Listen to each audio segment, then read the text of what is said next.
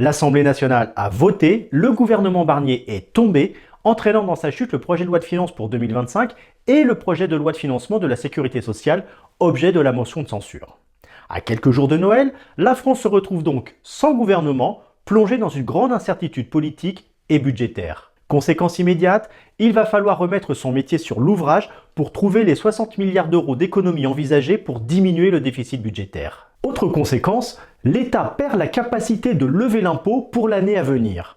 Pour y remédier, une loi spéciale par laquelle l'exécutif demande au Parlement l'autorisation de prélever les impôts permettrait de parer au plus pressé en reconduisant le budget de 2024 sur 2025. Une telle loi pourrait même être votée d'ici la fin de l'année à condition de nommer rapidement un gouvernement. Mais le maintien du barème de l'impôt au niveau de 2024 serait ravageur pour le pouvoir d'achat des Français. Il entraînerait mécaniquement une hausse d'impôt pour les 45% de contribuables redevables de l'impôt sur le revenu, soit environ 18 millions de foyers. Pire, ce sont près de 400 000 ménages, jusqu'ici exonérés, qui entreraient dans l'impôt.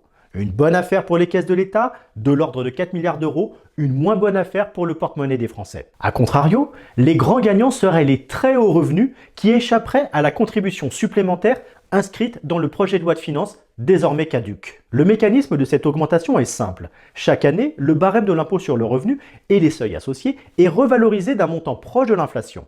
Pour 2025, le projet prévoyait une indexation de 2% du barème pour une inflation estimée à 1,8%. Grâce à cette indexation, si votre salaire est revalorisé du montant de l'inflation, vous ne payez pas plus d'impôts d'une année sur l'autre. Par exemple, un célibataire qui touche 35 000 euros de revenus imposables devrait payer 134 euros d'impôts supplémentaires en 2025 si le barème de 2024 était maintenu.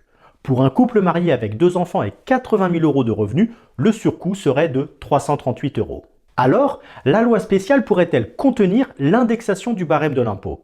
À défaut de précédents historiques et de précisions constitutionnelles, difficile à ce jour de répondre, les services de Bercy sont en cours d'expertise sur cette question. Et en pratique, que va-t-il se passer pour les Français du point de vue de l'impôt sur le revenu? Rien. Du moins dans un premier temps. Le budget 2025 concerne l'imposition des revenus de 2024, lesquels devront être déclarés en mai et juin prochains pour être régularisés à l'été 2025. D'ici là, les mécanismes de prélèvement de l'impôt continueront de fonctionner. En janvier 2025, vous serez prélevé normalement à partir du taux de prélèvement qui figure sur votre avis d'imposition reçu à l'été 2024. Un gel du barème, même momentané, n'aura donc aucune incidence sur votre impôt, à condition, bien sûr, que le Parlement remette son métier sur l'ouvrage et vote une loi de finances pour 2025 avant le dépôt des déclarations des revenus de 2024. Une telle loi comporterait nécessairement l'indexation du barème de l'impôt, histoire de ne pas ajouter de la colère à l'exaspération. À moins que le calendrier s'accélère, qu'un nouveau gouvernement soit rapidement nommé, qu'il reprenne et fasse adopter les projets de loi de finances amendés, y compris, pourquoi pas, en déclenchant un nouveau 49.3. Mais cela, seul l'avenir nous le dira.